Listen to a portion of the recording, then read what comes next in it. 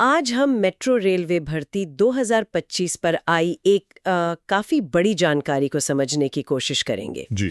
एक नया नोटिफिकेशन आया है, ऐसा सुनने में आ रहा है, जिसमें भारत के कई मेट्रो शहरों में मतलब 16,000 से भी ज्यादा पदों पर भर्ती की बात है। हाँ, 16,000 से ज्यादा, ये वाकई एक बड़ा आंकड़ा है। और ये 10वीं पास से लेकर ग्रेजुएट तक महिला और पुरुष सबके लिए मौके बता रहा है। Station controller, manager, helper, customer assistant, मतलब कई तरह के पद हैं। चलिए देखते हैं इसमें क्या खास है। बिल्कुल, ये जानना जरूरी है कि ये भर्तियां सिर्फ एक शहर में नहीं है। दिल्ली, जयपुर, कोलकाता, मुंबई, कई बड़े शहरों में फैली हुई हैं। और कुल पद, जैसा आपने कहा, 16,482 बताए जा रहे हैं। ये तो एक बहुत बड़ा अवसर लग रहा है। हाँ, और जानकारी के हिसाब से पदों को क्वालिफिकेशन के बेसिस पर बांटा गया है। जैसे कुछ पद हैं जो सिर्फ 10वीं पास या जिन्होंने ITI किया है उनके लिए हैं। जी हाँ, बिल्कुल, जैसे ट्रैक मेंटेनर हो गए, स्टोर पोर्टर हैं, हेल्पर हैं, ये सारे पद 10वीं और ITI वालों के लिए हैं। ये वो काम है जो आप कह सकते हैं नेटवर्क की बैकबोन है। सही बात है।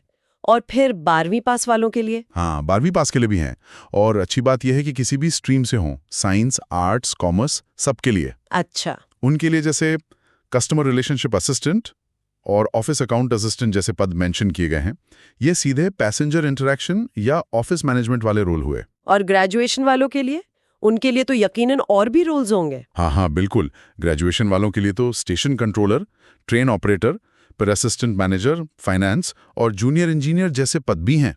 ये काफी जिम्मेदारी वाले पद हैं। स्टेशन कंट्रोलर, ट्रेन ऑपरेटर, ये तो सुनने में ही काफी अहम लगते हैं। निश्चित रूप से। इनमें सिर्फ ऑपरेशन नहीं, बल्कि यात्री सुरक्षा, टाइमिंग का ध्यान रखना, इमरजेंसी सिचुएशन संभालना, ये सब शामिल होता है। मतलब काफी अलर्टनेस चाहिए इन रोल्स में। सही है। अच्छा, सैलरी का भी कुछ जिक्र है। वेतन कितना मिल सकता है? हाँ, सैलरी की बात भी है। बताया गया है कि न्यूनतम वेतन मतलब कम से कम करीब 30,000 रुपए प्रति माह हो सकता है। और ये ITI पास वाले पदों के लिए भी है। 30,000 रुपए न्यूनतम ITI वालों के लिए भी?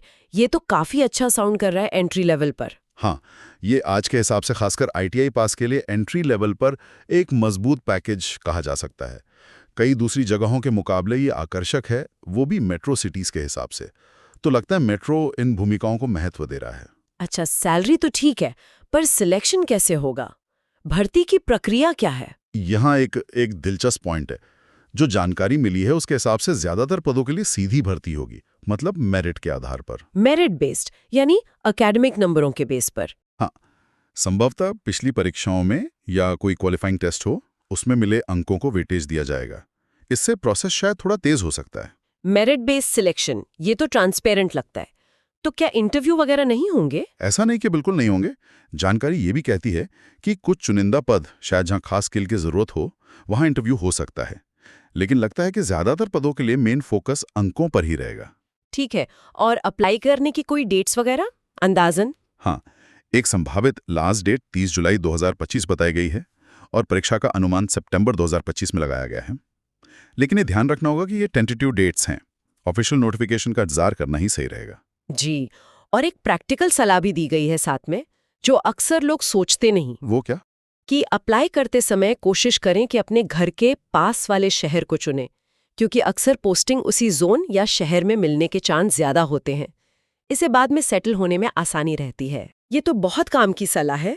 तो अगर हम समराइज करें तो ये भारत के बढ़ते मेट्रो नेटवर्क में एक बड़ी भर्ती का मौका है।